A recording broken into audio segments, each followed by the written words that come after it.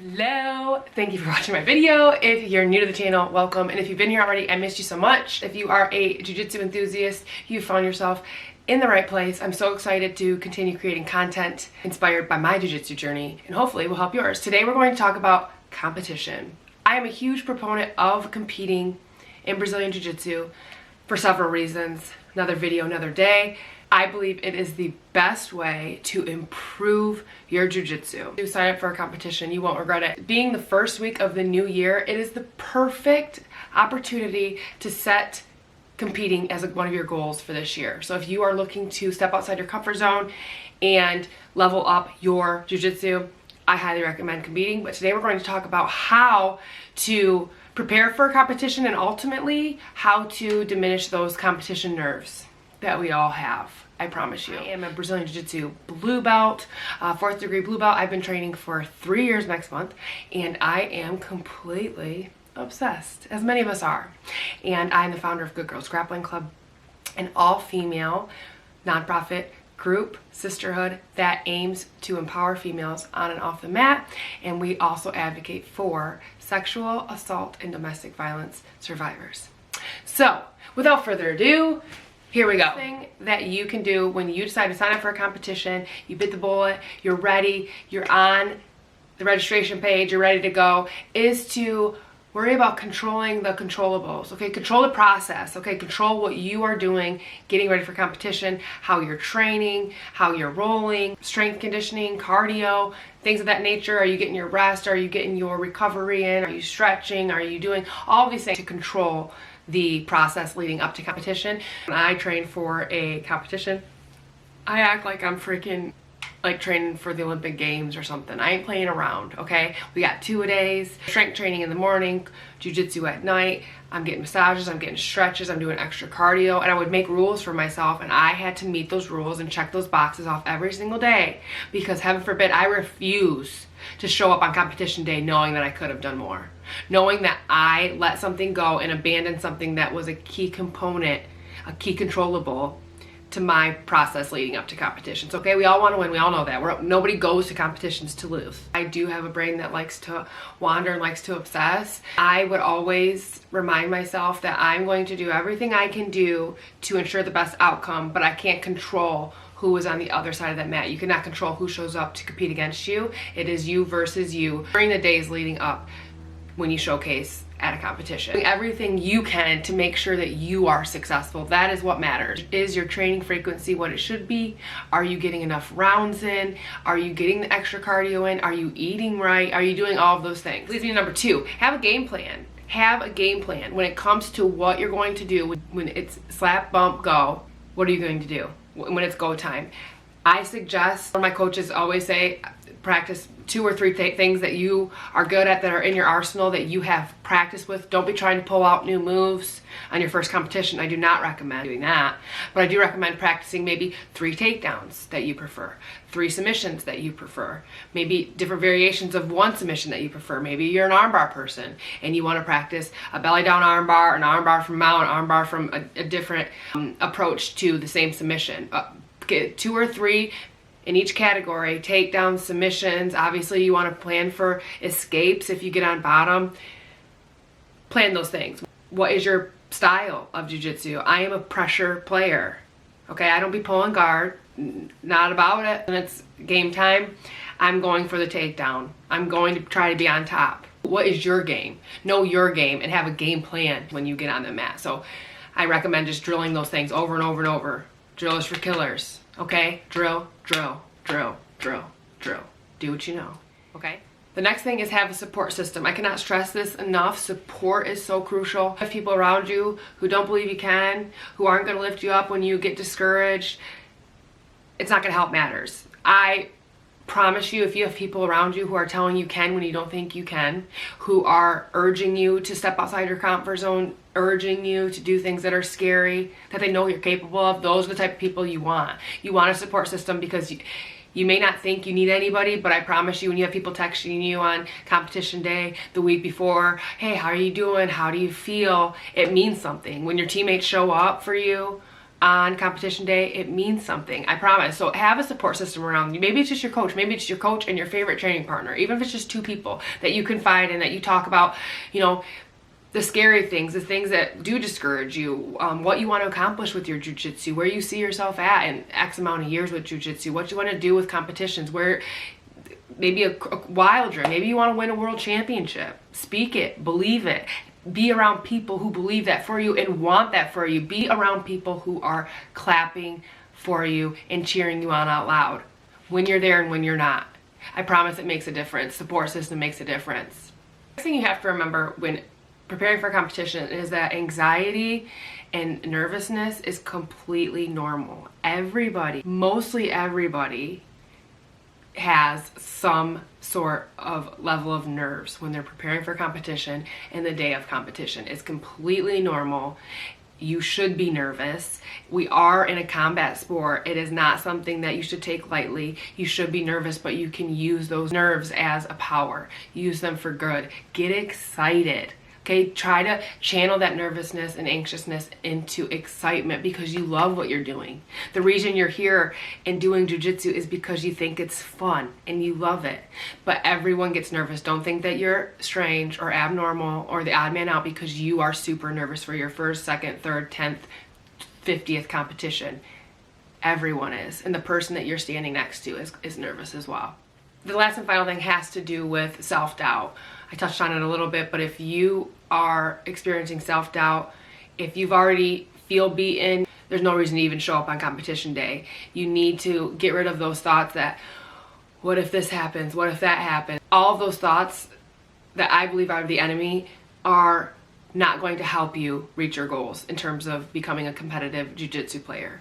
You need to find a way to push them out and replace them with positive affirmations and confidence and those types of thoughts that are going to allow you to reach your highest self. There's always going to be a voice in your head that's going to try to say, well, what if I lose? I roll with X amount of people in the gym and I get tapped all the time. What if I lose? It doesn't matter.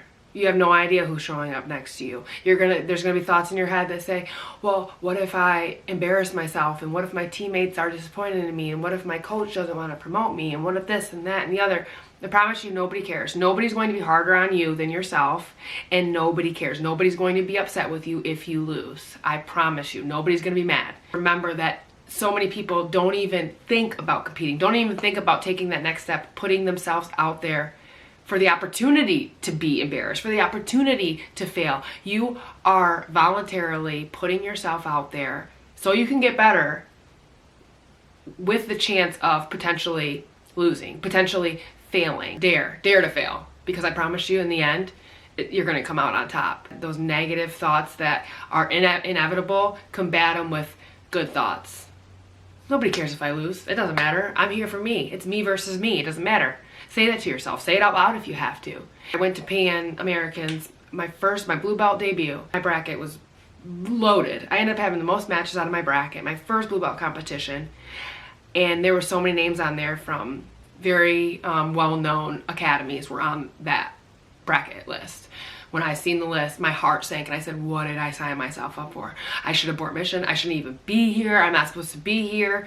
There's so many girls on here that could beat me. They're probably so much better than me. I've only had a year of experience. And I got to myself, and then I decided to replace those thoughts with, I'm made for this. I was made to be here. I'm meant to be here. I work harder. My friends and my family and the people that love me tell me I work harder than anyone they know. I know nobody's working harder. I know nobody was up at midnight doing cardio sessions after rolling when they woke up at 5 a.m. and lifted. No one's doing that. I'm doing that, right? I kept telling myself all those positive things. My gym's super small, and only a few of us have ever put ourselves out there for world championship level tournaments. And I'm one of those people because I deserve to be here. It doesn't matter who shows up. Anybody could show up. You're you. What about it? I ended up doing really well. I had the most matches in my bracket. Got in a bad spot my first match, but then I reversed and I won by points. I got a submission in the semifinals. My second match was I won by points, didn't have any points scored against me. I ended up losing the finals. I got second place at my first blue belt competition to experienced MMA fighter, a seasoned blue belt, the only point that was lost was a takedown attempt by her. That's all I lost. The rest was toe to toe. I ended up pulling guard last 15 seconds. I didn't win, but she got a purple belt on the podium. And if I wouldn't have put myself out there to debut in such a prominent way, exciting way as a blue belt, I would not have had the blue belt career that I had. I would not be the blue belt I am today.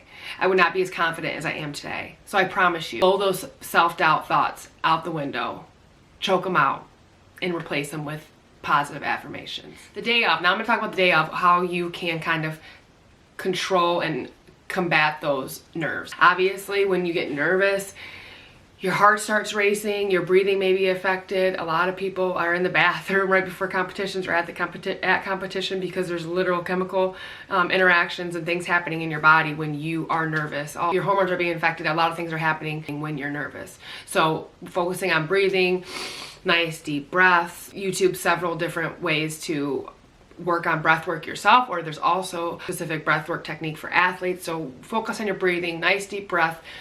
Don't hold your breath. Don't allow yourself to get, you know, super sweaty and hot, and you don't want that adrenaline to kick in too far before your match. You don't want to be affected and feel tired before you even step on the mat. So breathe easy.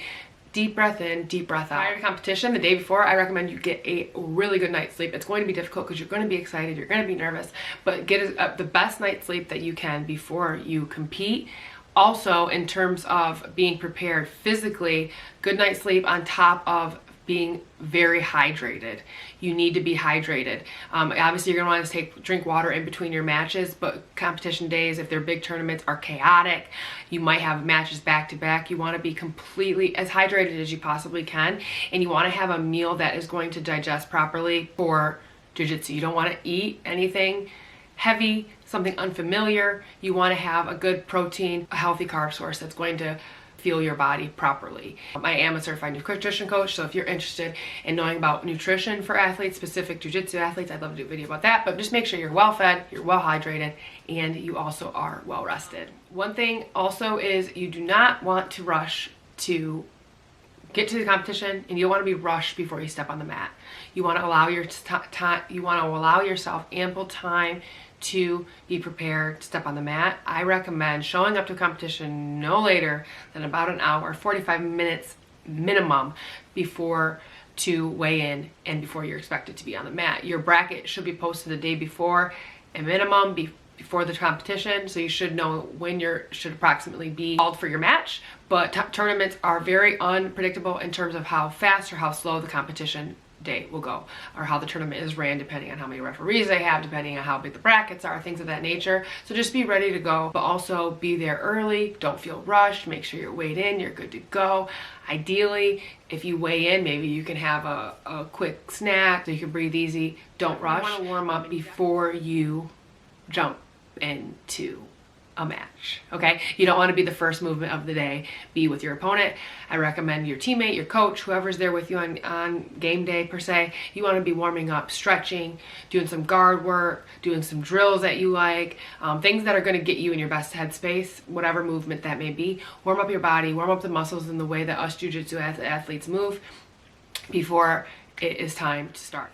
And lastly, this may be debatable, I'm not sure. From what I've heard from my fellow jiu-jitsu enthusiasts, my friends, my teammates, people that I know, people I've met in the world of jiu-jitsu, cutting is very taxing, it's very difficult. I recommend if you're going to cut, you do it with guidance from someone who is specialized in that and knows exactly what they're doing, with ample time allowed for you to cut the weight that you need, not days, weeks, months. Just have a plan beforehand, have a long drawn out plan so you're able to cut that weight systematically and in a reasonable amount of time, not 20 pounds in however many days. But if you can avoid it, I personally recommend to not cut at all. Do not need to cut weight at all. From what I hear, people are happiest with their performance and everything else about their competition when they do not have to cut weight at all.